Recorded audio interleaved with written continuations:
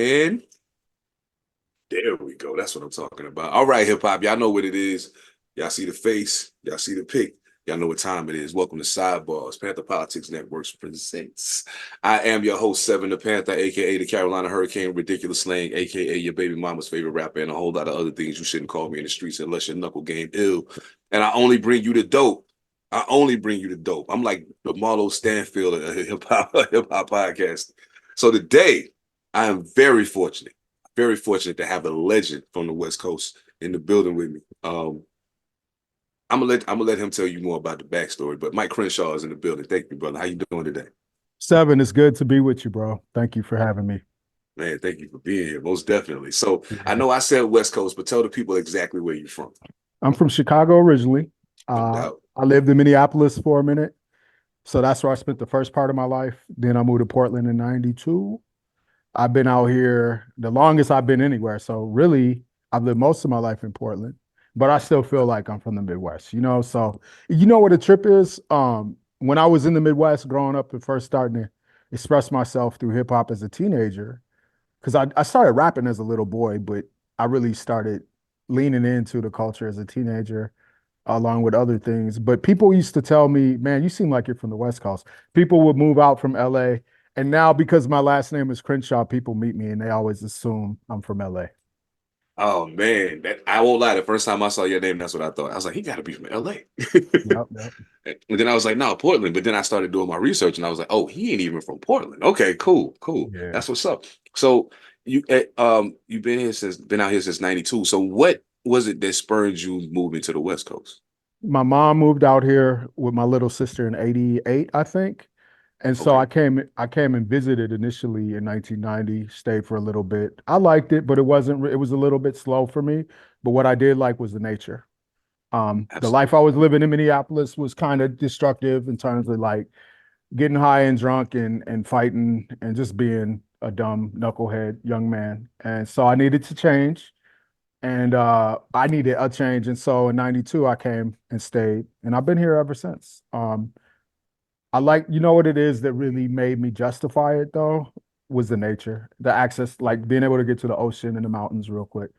Oh yeah, absolutely. Yeah. That is something that I mean, living in North Carolina, we had it pretty good as well. But I can Mhm. honestly say that it's a being in the Northwest is a different experience as far as nature is concerned. Like it's I feel Correct. like I'm one with it. You know what I'm saying? When I'm out here in it, when I'm out here. So like I feel Yeah. you on that. So okay, now I will tell you this. I strive my very best in interviews not to ask typical questions, but there are some questions that are typical that have to be asked in order to give levity to Mhm. everything else. So Right. um, I'll start here.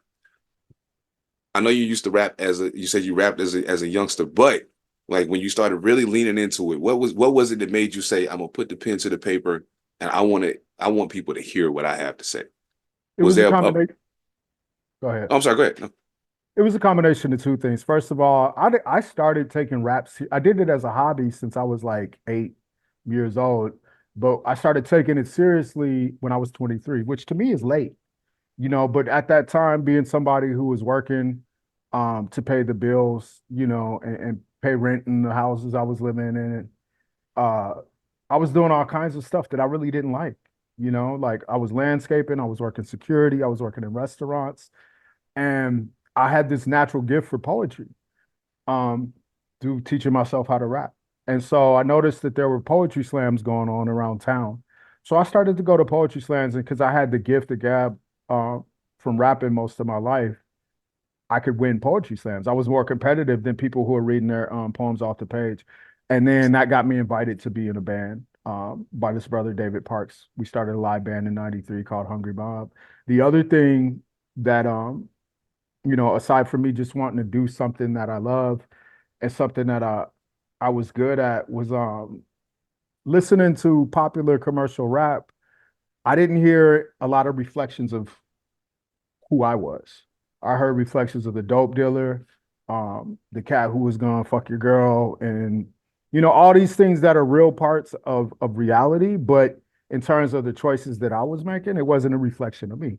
You know, I dabbled in all kinds of stuff, but my everyday life wasn't hustling. My everyday life wasn't all the shit that I heard everybody that was popular talking about. So I started wanting to hear what's important to me, let me rap about that. And that's what I started doing.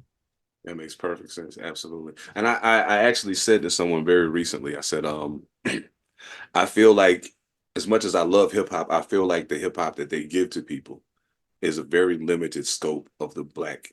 And I can only speak for myself because I'm not a woman. So I was like, I said, it's a very limited scope of the black male experience.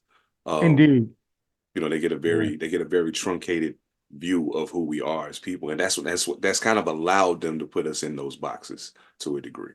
And Um, I'm sorry, yeah, and that's a very political circumstance. That circumstance, whether we choose to be consciously political with our actions and our art or not, the politics of why it's such a narrow scope is very deep. It goes all the way back to how Black folks wound up being stolen and displaced, and the foundation of all the wealth that made this the empire that it is.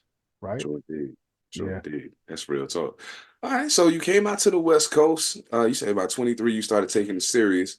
So I mean, you have a. I think that your presence and who you are outspans your discography. Oh, for sure. Because I was looking for music, and so I found, I mean, of course, we go to the regular haunts, we go to Spotify, Apple Music, whatever, and I'm like, okay, I was like, but there's more to this story than what I see here, and I know that, you know what I'm saying? Because there was a time when we were making music where none of this stuff existed, you Mhm. know what I'm saying? So, like, what was the first album, and what was like the response to it? When I joined Hungry Mob and we started that live band, and I was the lead MC in '93, being that it was a live band, anywhere from like 6 to 8 pieces, depending on who all we had on stage with us. I didn't realize that starting as a live band was way more difficult than starting as just an MC who was buying beats from people. And it took us a really long time to record an album. We put out about three cassette tapes, and I think it took us about a decade to put out the Hungry Mob 3 Days of Darkness CD. When I listen to that right now, it it's some of it is embarrassing to me, you know, There you. because I was still finding my way as a young artist. I was having fun, but some of the stuff that I was talking about as I found my way didn't have the finesse that I developed over decades. So my audience, this is a reflection of what you just observed. I feel like my audience, they like me more for who I was, and that I wasn't this character that you could put in a box. That's what established an audience for me. And they sometimes favored who I was more so than like how dope my sound was. With all humility, I have to be real about it. But also, it was the band too. The band brought a characteristic that was beyond just me as an MC. Absolutely. All of that gave me a foundation. Yeah. I feel like that's pardon me. I think that's big because we as MCs especially, Hmm. there's a veil that exists. And I think most people keep the veil there all the time. Right. The people that I feel like though are the most successful, and in my opinion, success is not measured in record sales or how much money you make. I measure success on a scale of how impactful are you to the people who are listening to your music. That's success Definitely. to me. Yeah. The people who are able to remove the veil are the people who I feel like reach the greatest degree of success in that manner. When I listen to your music, it leads me back to what I used to. Okay, so I was a huge Public Enemy fan growing up. Hmm. So a lot of my early music was very was very movement based. Yeah. The only reason why I stopped doing it as much, and this is a consequence of my own thinking, is Mm. because I started saying, they're not listening. I'm gonna just do whatever I want, you know? Yeah. Yeah. But I applaud you being able to stick to the program. So my question in all of that is it a conscious decision when you sit down to write, okay, I could just say I rap better than you, and I'm advanced in my age, but I'm still fly. So if I step in the building, I could probably bag your joint. You could easily go that route. You have the penmanship, the ability to speak, to say those things. But is it a conscious decision to It's go the man, direction that you go? I think about this a lot, and that's a great question. I was thinking about it yesterday, and I was thinking about how what the rhymes that as an MC, there are rhymes that you try to write and you put a lot of effort and technical skill into, and then there are rhymes that just write themselves. So for me, The reason I write about the subject matter I write about is because it's divinely channeled. It comes without effort. So yesterday I was in the kitchen cooking dinner, getting reflective, and this goes back. Often when I'm doing a task like a some type of task that is a little bit boring or tedious, that's when creative things come to me. So I'm sitting there cooking and Hmm. stuff, and I'm thinking, and I thought to myself, am I lazy as an MC? Because I only do what I'm really good at, as opposed to pushing myself to do things that might be more challenging. So it was just a question. It's not, the answer isn't good or bad, right or wrong, but it's just a self-reflection because as well as I do, I could write about anything I want. Absolutely. It is difficult, even though I could go and pull somebody's John and whatnot and do all the things that people talk about.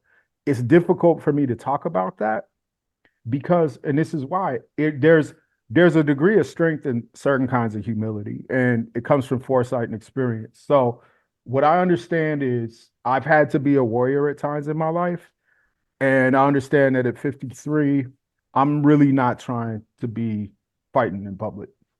I'm really not trying to interact with people in my community in a way that are going to have people looking for me. I'm not trying to be in Absolutely. a parking lot with my daughter or my lady and have somebody causing trouble. So that's the other reason why I choose to rap about things that build up the consciousness and point if there's the proverbial gun or the weapon or whatever, the anger, the frustration, I'm gonna point that at the real enemy that underlies all of this bullshit. I'm not gonna point it at Yes. my man that's trying to survive the same condition. Man, you know what's crazy? I interview a lot of MCs, and I can admit that there was a period, especially when I was like 19, 20 years old, where the music that I was making was very destructive. Like Mm, my friend that I recorded the music with in college sent it to me before he passed. Rest in peace, E Hood.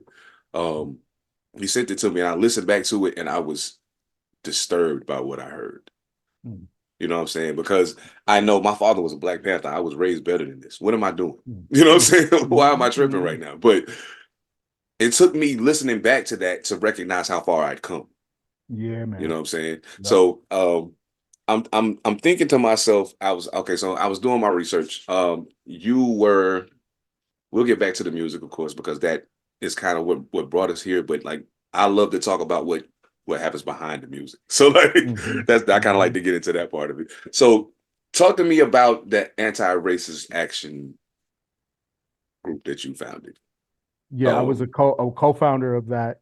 There was a clique, a crew, whatever you want to call it, of anti-racist skinheads. And there were white guys, there were Native American guys, there were Asian guys, there were Latinx, Chicano, Latino, Puerto Rico, whatever you want to call brown. There were brown brothers and sisters, and there were black brothers and sisters that were part of that movement. And I was in Minneapolis. That's where our crew, the Minneapolis Baldies, was based. There were other brothers like the skinheads of Chicago. There were people in Milwaukee and a lot of cities in the Midwest, Indianapolis, Detroit.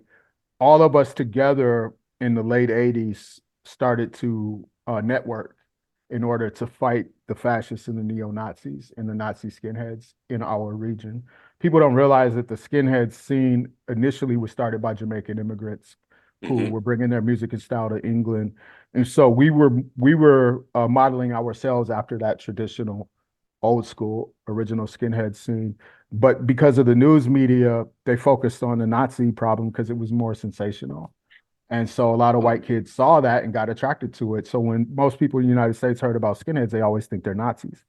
But we were in a community without the news talking about us, without people really knowing us on the underground fighting Nazis.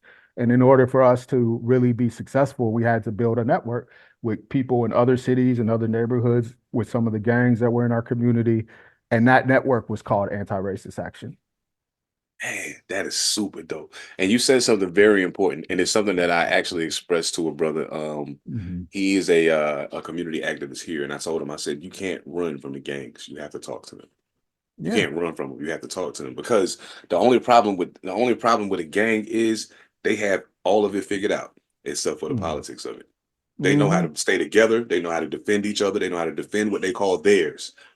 Their politics is just wrong. That's all. Like Yeah. if you can ever lift their consciousness to a point where they understand the actual aspect of what's happening and why the community that they're living in is in the state that it's in, you would get a completely different outcome from gangs. So there was Completely. this book I just read called American Family. It's spelled American with a K. And it Mhm. was about the history of the Shakur family, right? Okay. So peace and power, respect to all the brothers and sisters from Asada Shakur, Matula Shakur, Zaid Shakur, that Mhm. were part of that militant Black consciousness liberation movement. And one of the things that I noticed, it was well researched, is a lot of the brothers on the East Coast that made up the Black Liberation Army, which was really seeded by the Shakur family, which was a chosen family. Some were blood related and some weren't, but they took the last name. A lot of those guys were gangsters. I mean, gang member gangsters growing up. And they found each other because their consciousness and their militancy, the combination of those things is what brought them together. And when we look at a lot of people, rest in power to Sekou Odinga just passed, we look at a lot of people's history. Um, some of the people, our most revered leaders, whether it's El Haj Malik Shabazz, Malcolm X, a lot of these brothers had and sisters had Afeni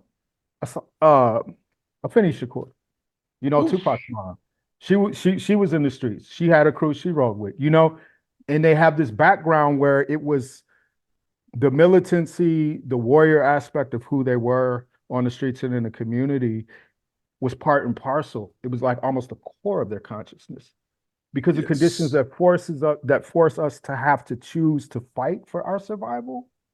If we start to look at the root cause of what those conditions are, not all of us, but some of us are going to seek to rise up in consciousness because we start to understand that violence alone isn't going to solve our problem. We start to understand that getting money alone isn't going to solve our problem. And I fantasize about this stuff, man. About writing a book someday, like a fictional depiction of like people who intentionally, and this is a reflection of reality, people who intentionally go behind bars, intentionally join the military because they're trying to bring elevation of consciousness and organization and militancy to the people so that when those people come back out on the streets, they've already got the community. They already are people who are respected by their common and fellow people, right?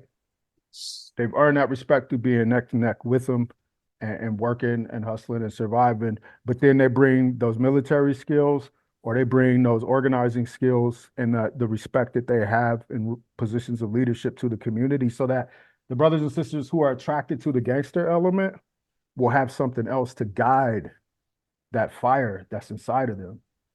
One day, one day, you know? Hey, I'll never forget. I said, your brother was saying something to me about being gangster. I Mm-hmm, said, you know what's gangster? Sonny Carson was gangster. mm-hmm, Bunchy Carter mm-hmm, was gangster. mm-hmm, You know what I'm saying? I said, Asada Shakur, gangster. mm-hmm, Afeni Shakur, gangster. mm-hmm, Matulu Shakur, gangster. If you want to man. talk to me about gangster, don't talk to me about nobody riding around here just randomly driving by shooting up a corner. That ain't gangster. That's No, bro. destructive. That's That's not foolish. gangster. Yeah. That's foolish. If you really want to talk about some gangster shit, we can talk about some gangster shit, but I don't think you're gonna understand what I'm saying because of what your concept of gangster is. Mm-hmm, Now, being that we on the West Coast, the home of gangster rap. mm-hmm, Now I'll tell you a mistake that I made. The mistake right. that I made was thinking I was going to move to Washington, and because it was the Northwest as opposed to California, that I was not going to run into gangs. Mm. Well, that long ago, I heard that Tacoma was the second Chicago.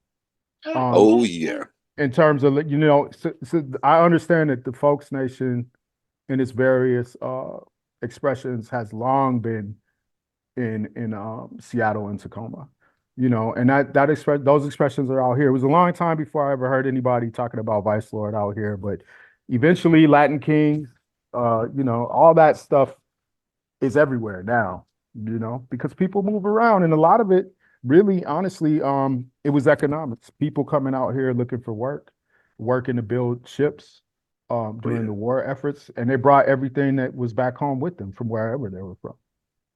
true indeed. That's Military real. bases, yeah.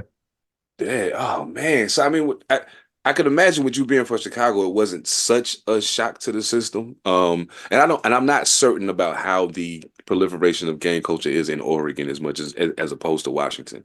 When Um, yeah, I mean, when I'm I about to fir- say, tell me more about it. so Yeah. when I first moved out here, I was really involved with the skinhead scene, and even though they're in Chicago and Minneapolis, there are black and brown skinheads. Out here, there were only one or two other black skinheads that I met, but they had little operations where there was unity between them and certain blood sets. I think there was a set called Sindo Mob down here that clicked up with the anti-racist skinheads and fought Nazis. There was a Red Cobra Bloods, Asian set, got together with the anti-racist skins down here and rode against the Nazis a few times back in the 90s. But when I got into hip hop out here, was when I really started to see the blood and Crip culture. And it was a Mm, trip because it reminded me of what I was used to in Chicago and Minneapolis with folks and people culture. Even though, the red and blues, there's all that back home too in terms of color oriented stuff. But it was really the way people carried themselves and expressed themselves that was familiar. So I understood, okay, I'm in gang culture. A couple of the first hip hop shows I went to, I was by myself, and it was a lot of Portland gang culture there. And at the time, it was Bloods and Crips. And I remember being by myself in the mix and really observing and trying to be as respectful as I could because I didn't know everybody yet. And then right. the last thing I wanted to do was accidentally do something that was outside of whatever the local protocol was. To the point where I actually approached a couple of people, introduced myself, because I could tell that they were important, Right. and I think respect goes a long way, brother. It's like the way that we hear about gangs and the problem of gangs is it sounds really scary, and it is because people are losing their lives. But I think one of the more profound and ironic things about gang culture is the people that are actually killing each other and hurting each other are people that know each other. You know, it's Yes. it's very seldom. I mean, you hear horror stories about innocent bystanders and stuff, but if you're not part of that rivalry, it doesn't really have anything to do with you, you That know? part. Yeah. Yeah, I told somebody once that it's like that too, here in Washington. They say, man, there's so much crazy stuff happening. I said, yeah, but you know the funny thing? If you're not part of it, you won't even know it's happening. Like exactly.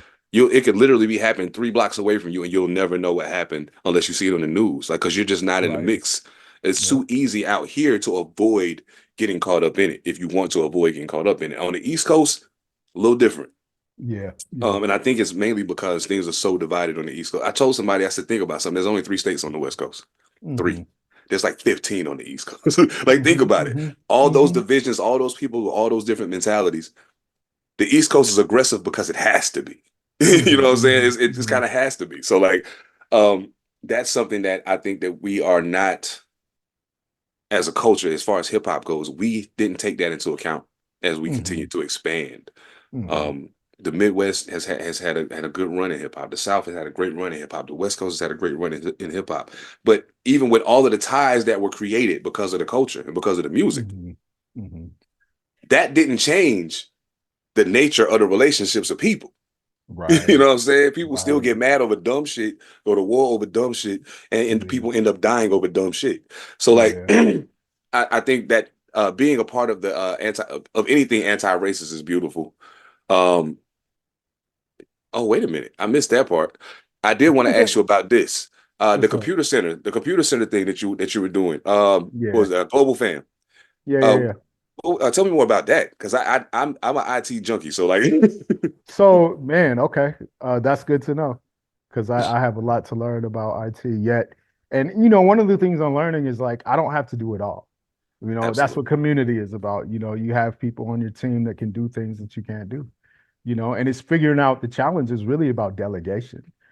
Some of us that are MCs have been forced to be so self-reliant that it becomes hard to delegate.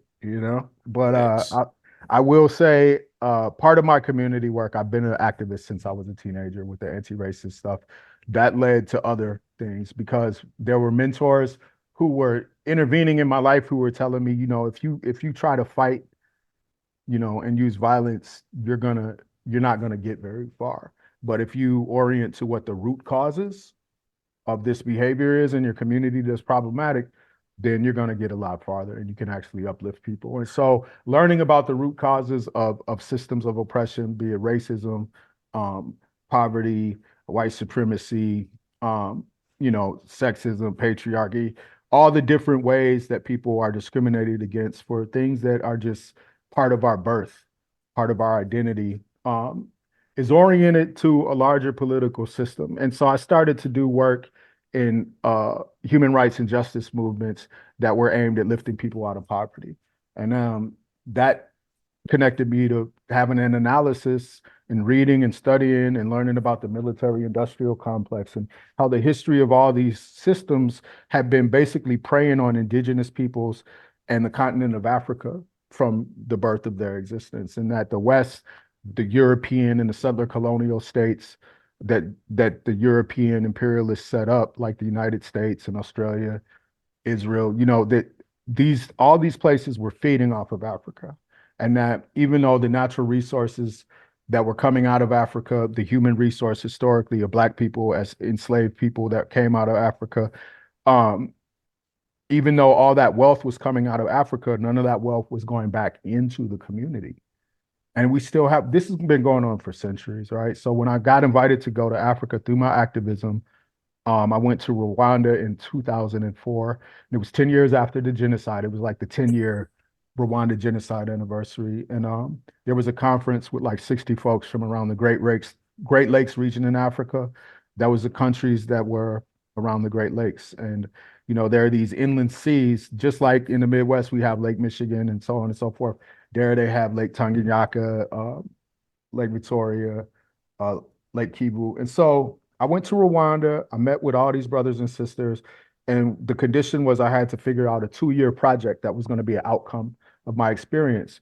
The focus of the conference was genocide reconciliation, economic justice, youth empowerment, and HIV/AIDS, because these were all the things that were impacting people's lives in Africa, in Central Africa and East Africa. And so I was asked by some activists if I could help them build a computer center. So that's when I was like, I came back to the United States, like, okay, I had to help build a computer center. That's going to be my 2-year project of follow-up work, but I don't know what the hell to do, and so I'm like, and so I thought about it long and hard. I've been sitting in meetings, where people are writing on butcher paper and dry erase boards for hours and hours. And this is what most of the activism and organizing look like. But honestly, that's not something, even though intellectually it's a necessity, it wasn't engaging my passion. And so I had to figure out how am I going to approach building this computer center, but use it doing something I love, like something that I would do whether I was getting paid or not. And that's when I was like, okay, hip hop. I have to utilize hip hop to help get this computer center built. And that's when I first reached out to Dead Prez, because at the time they were the biggest hip hop group that had a name that was talking that consciousness, Yes, indeed. about elevating our people worldwide. And that's what I wanted. That's what I needed to be like empowered and reinforce my confidence, right? To see other brothers talking about what was important to me. And so I reached out, and a friend of mine knew their manager at the time, and they were like, hell yeah, we'll come out there. It's going to cost this much. We'll play a show and y'all can use a certain amount of the proceeds to build a computer center. So we did it. We sold out the show. We got a company out here called Free Geek to donate the computers. We shipped the computers with the money from the show to Burundi, and they started a computer center.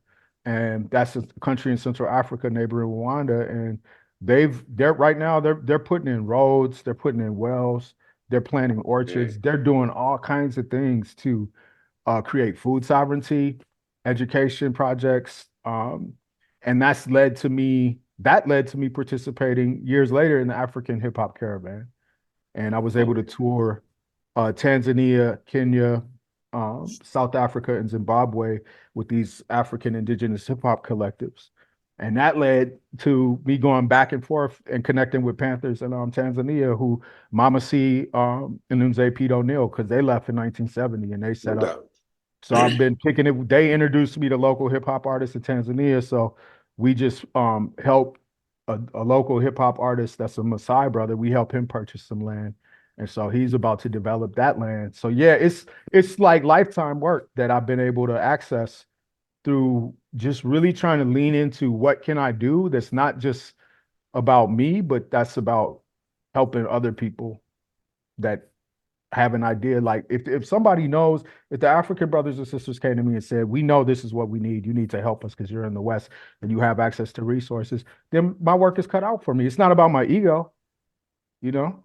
No doubt. Man, that's powerful, bro. And, okay, so I'm trying to figure out how I want to do this. We'll do this first. We'll do this first. Okay. Okay, so I wanted to ask you about Education Without Borders and Books for Yeah. Prisoners because Yeah. um I feel like a lot of times because we are so engaged in what we so caught up in the race out here. We get Yeah, really caught bro. up in the race out here and we forget that there's a whole nother population behind the wall. Yeah, You know what I'm bro. saying? That is existing, uh, living, if you will. They're existing. I always say that, existing in a whole different, it's almost like a whole different world. Yeah. Despite the fact that all of the same things that occurred here could occur there, it's still Hmm. a different world because of the intensity of the repression. You know what I'm saying? Yeah. Yeah. So I mean, what? How did you get involved with that? And like, what is that? Where's that at presently? So I was asked to be a board member for Education Without Borders, 501(c)(3).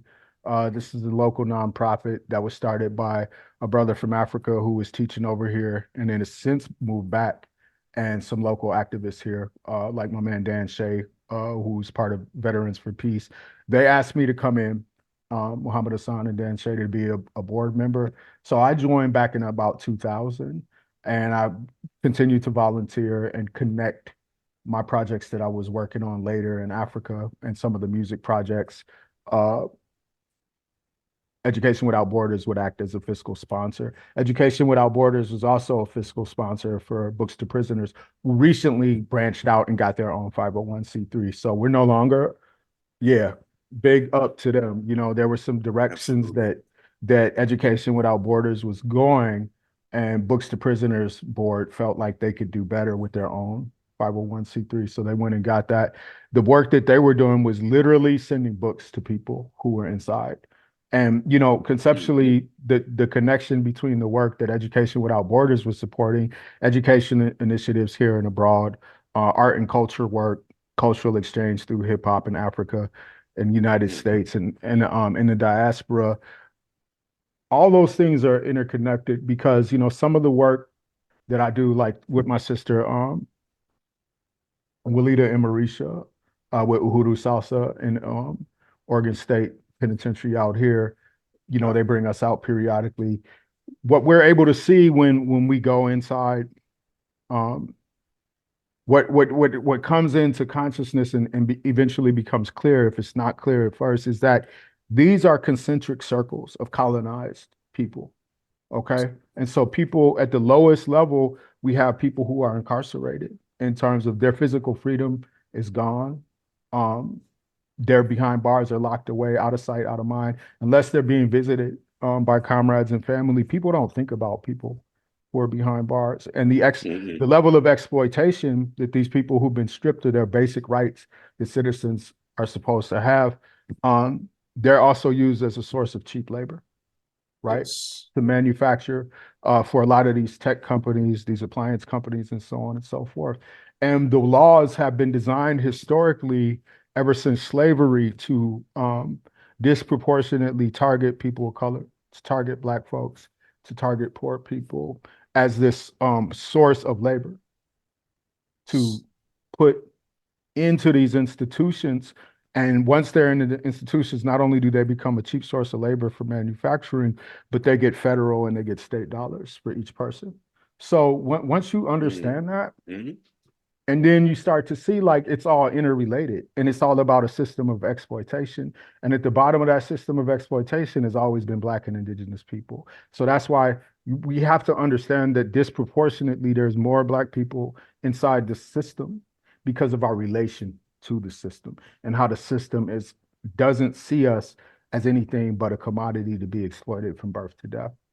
Um, let's get outside of the Listening prison to you talk, I industry. understand why your music sound the way it do. Oh my goodness. Listen to, Yeah. you know, the prison industrial complex is related to the military industrial complex, is related to jobs that are available, is related to the education institutions and how people are going into debt to get educations that don't really amount to a livelihood, right? And so, people who've earned degrees, but they're not even working in their field. The way the inflation has gone up in relation to the value of the dollar, the value of the dollar hasn't risen since the 70s in relation to the cost of living. And that's because in the late 70s, this country, through a neoliberal policy, started to send labor overseas where they didn't have regulations, so they wouldn't have to pay people as much for manufacturing, right? And Yes. then they also started to automate the labor to where the robots in Detroit totally obliterated the steel industry, totally obliterated the appliance and automobile manufacturing industry. And so we've Mm. not that the legacy of those changes in manufacturing and distribution of goods and services is the underlying factor that's driving mass unemployment, houselessness, because there's so many people that are no longer needed in the workforce or no longer desired in the workforce. Why would I pay why would I pay a human being a fee to do for me what I can get a machine to do for free? So if a robot can produce something in an hour that it would take a human being an 8 hour day to produce, and you don't have to pay that robot, and you don't have to medical, dental, pension, none of that, you're You gonna saving the money and getting 8 times the production. Yeah, no doubt. I feel you. real Yeah. talk. Yeah. I mean, like, okay. Now, as a person who was raised in a capitalist country, in my Mm, mind, when I hear that, it makes sense. Now, if mhm, I'm only thinking with that brain, that makes mm, perfect sense. Oh, mhm. so I only got one in an 8 hour span, and now I can get eight of them because they can do it in an hour. I can get eight of them in the same span of time, and I don't have to pay this machine. Yeah. Great. However, the part that doesn't get looked at, as you said, in that is the number of people who become displaced out of the workforce, out of pardon me, having shelter, out of being productive parts of their own communities because of that advancement, as they would see it. Um, Man, yo, bro, like I don't have to question why your music is as it is. Like everything that I've heard about you up to this point, you are absolutely positively that. So, the question that I have for you is this, and I derived this question from some brothers I met from the New Black Panther Party. Mm, Because I asked them, okay, so if you have this acute understanding of exactly what's happening, mm. how could you possibly deem it an intelligent move to not work with white people? I don't Well, understand it. okay, so I work with white people all my life. Um, I understand the difference between white people as individuals and the system of whiteness and white supremacy as something that operates on a material level and on a systematic level in the areas of education, entertainment, economics, labor, law, politics, sex, religion, and war. And that breakdown was given to me by Dr. Francis Cress Welsing and Dr. Neely Fuller, who said that unless you understand, the origin and the root of how white supremacy operates in society, you're going to be confused, right? So underlying all these things is a system that creates incentive and material rewards for the wealthy and the elite and the ruling class. And then after that, it creates it for people who identify as white. And over the centuries, there were times at which Irish people, Italian people, Catholic people, Jewish people from Europe weren't considered white, but now they're all assimilated into whiteness, right? And there's a time where, you can have people like Obama who can be a black president. It doesn't matter the color of the skin.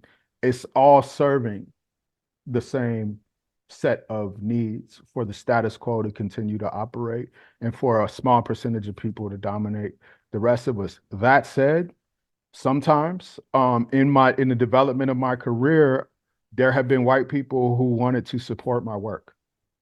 There have been white people who wanted to collaborate with me, and they were highly skilled and highly resourced. And so for me, as long as they were respectful and we had good chemistry, it's a no-brainer. It's like you have the resources and the respect for what I do and who I am, and you want to help me out. Well, let's have a working relationship then.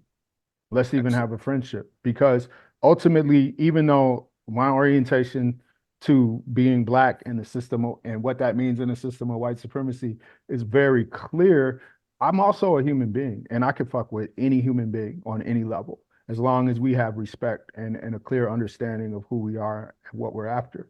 There's going to come a time where the whole human race is going to orient to its survival as a human race.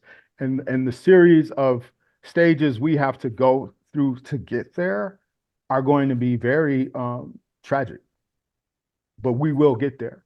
And one day there will be a new book, a new holy book that will be written about that process, and because I feel like we're almost going to have to destroy our ability to exist on earth to remember to reclaim our humanity. Because this system that we're talking about, this is a system that denies humanity. It denies community. It denies our connection as human beings to the very planet and the ecosphere that supports all life. And that's what we're being led. We're being led through headlong into the destruction of our ability to even survive as a human race. So all these other divisive systems that have us in competition over how melanated our skin is or how many material resources we have access to, these are constructs that actually have nothing to do with our divine right and our potential. These are all constructs that were created by people to get over on all of it.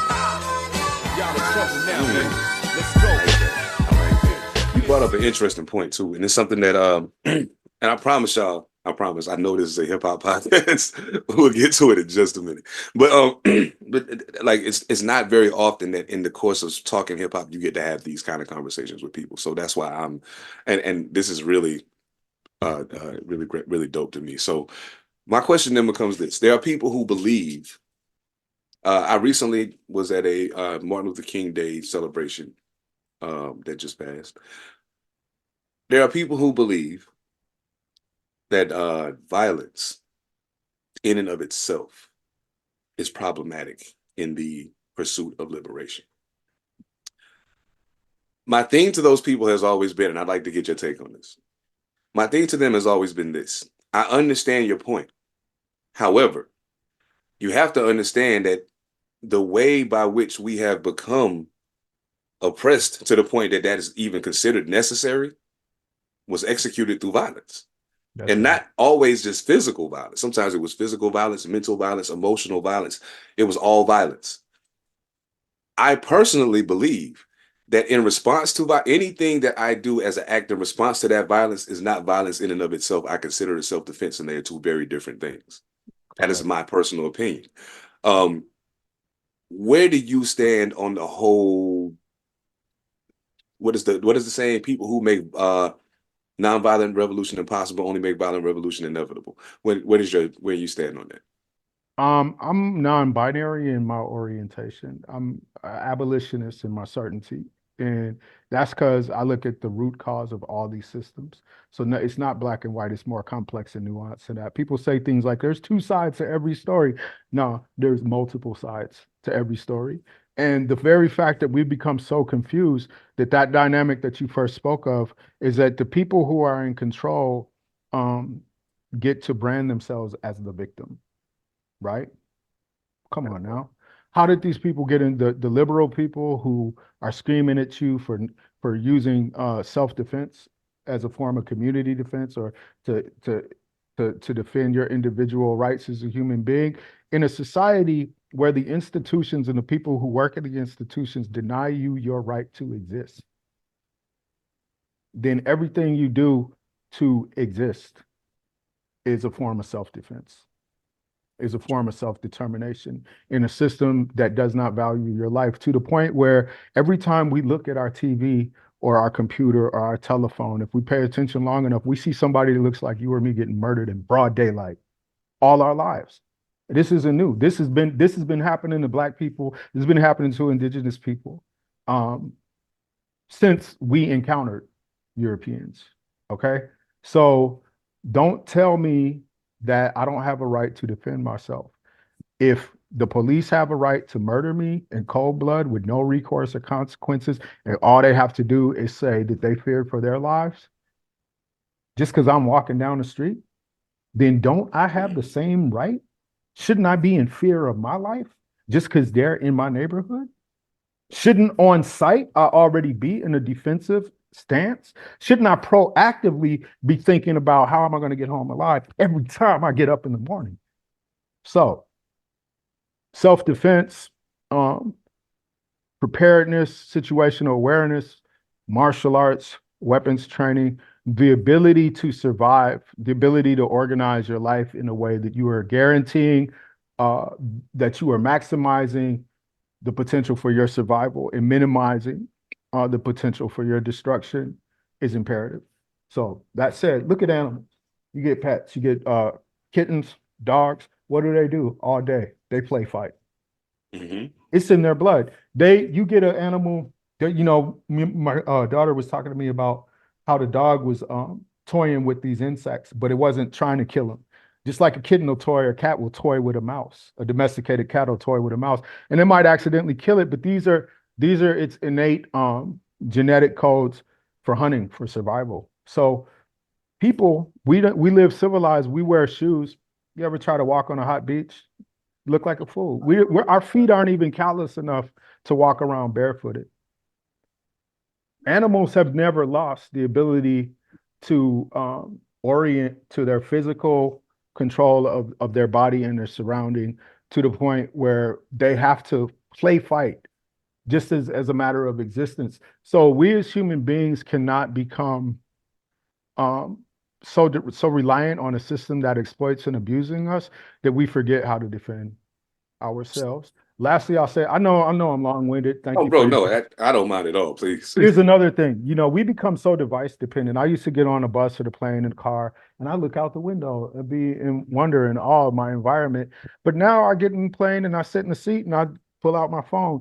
I see people walking into traffic with their earbuds in, looking at a screen, without even checking to see, without making eye contact with oncoming vehicles. So they have us. Imagine if you were walking across the Serengeti in a pork chop bikini. You're gonna get ate. You see what I'm saying? So like we have lost our orientation to defending ourselves, and we become reliant on a system that exploits us and exterminates us. So we need to think about when the question arises about violence, where are people at? Well, if there's if there's a middle class white person or upper middle class white person that has not only a home, that has a retirement, that has paid their children's way through school, and that has a vacation home and all their needs met and money in the bank, and they want to talk to me about, well, you shouldn't be out here organizing for community defense with violence as an option. I'm going to contextualize their critique because they have everything they need, because the system is taking care of them. And the system has taken care of them to create a buffer between those of us who may never get everything we need and the ruling class. So, of course, they're going to tell us that because they want to keep what they have. They're afraid that if violence is used effectively as a form of defense, eventually it will become so effective that might lose what they have. But here's what they fail to understand, bro. And this is the spiritual matter of it all. The most oppressed people do not wish to do to the oppressor what has been done to us. At all. So At all. that the fear that is in the oppressor's heart and in the oppressor's mind and the beneficiaries of that oppression, that's their shit. Oh, yeah. The question is, when they have the nuclear bombs and the systems of surveillance and all the like sick and twisted, deadly, demonic ways of getting rid of human life in their control and will use it out of fear, how do we achieve liberation? Well, I'm going to tell you, I don't have the answer, but what I do know is that the ability to defend yourself in an organized and effective manner has to be part of what you have in your toolkit. It has to be. You're killing it right now. Oh my God. Yo, Thank you, brother. A part of what you said stands out to me. And I'll put it this way. Even people who consider themselves middle class, and I always say that with air quotes, those people are, in my opinion, masters at the art of playing the victim without actually conceptualizing how much of a victim they really are and what they're actually a victim of. why I say that is this. They want to claim victim for something we've done. We don't have the power to impact you to the degree that you're acting like we're impacting you. However, the system that has spoon fed you everything you needed so you remain complacent in your space that you've made. You remain complacent and satisfied with all of those things. You don't recognize what they're doing to you because in your mind, I have everything I need. This is it takes me back to the whole concept of God and Christianity. You know what I'm saying? And this is no disrespect to my Christian brothers and sisters. Whatever you believe that makes you a better human and makes you not want to fuck other people over, by all means, embrace that, please. But if you're going to do that, do it with an open enough mind to recognize where there could be some loopholes in there that you might need to examine a little more closely. So while you have your middle class lifestyle and you sent your kids through college, what were your kids getting taught in that college? What did they get taught in the high school that they graduated from with such high grades that got them into that college? Have they learned anything that's actually going to empower them when they come out of college, or did they simply learn how to become another useful cog in the machine? Right. So middle class, yeah, you're not in poverty. You're not dealing with what we're dealing with. The police ain't kicking your door in every other day. I get it. But if you believe that being middle class removes you from being a victim of imperialism, you're crazy. like, and I wish that they could see it, because it becomes a lot easier when it's not people at the lowest rung making all the noise. You know what I'm saying? Yeah, when we become addicted to acquisition, so for instance, you see the way that it's easier for young people to be radical.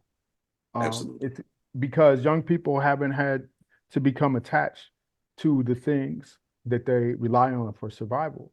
By the time you got kids and a mortgage, you're going to be less likely to want to risk that. That's real, bro. And because capitalism is dominant, most of us, a lot of people, the only people who are truly living outside of that system are on the sidewalk in a tent. Yeah. You know, Real talk. because we're all having to play just to survive. Before I get my paycheck, if I'm working on paper, then there's money that's been taken out of that paycheck to send bombs and missiles to Israel. Now, this other thing we're talking about, the myth of safety that a lot of these people orient to. Let's look at the state of Israel as an outpost of U.S. and Western imperialism and empire. They took Jewish people, predominantly Ashkenazi Jews, after the Nazi Holocaust in Europe and World War II, and created this concept of a homeland in the state of Israel in the late 40s. And they put in this homeland, this settler state that was surrounded by Arab people who were indigenous to the land. And in order for the state of Israel to exist, they have to exist as a military superpower, because they say that it's the only safe place in the world for Jews. They're a nuclear power surrounded by countries that are not nuclear powers, right? And the way that they police the region and assault primarily Palestinian people, but at times other Arab states, be it Lebanon, be it Syria or whoever, is that they exist as a military operation. They've got walls. They're one of the most well-funded. We give them I forget how many billions of dollars we fund them a year, somewhere between $3 and $6 billion, to be in a constant state of escalation against the people that surround that area. So my question in that regard, especially in relation to this ongoing genocide that we've been seeing, that's really been playing out for decades, but people tend to talk about it in terms of what happened after October 7th, is if you have to kill people, if you have to bomb hospitals, if you have to kill dozens of children a day, if you have to imprison tens of thousands of people in order for you to be safe, are you really safe? If if that's what's required, now let's just take the concept of whiteness, right, as a global in percentage of what percentage of the population that the demographic of people of European descent that would identify as white are in the global population, they're actually a global minority. So one has to ask the question, in terms of white supremacy, if you have to be at war to enslave and exploit and control through violence the rest of the world, we're not the ones that are making you unsafe. You're making yourself unsafe. You are guaranteeing that there's going to be a problem because you've created the problem. Absolutely. And you have to lie to yourself and everybody else.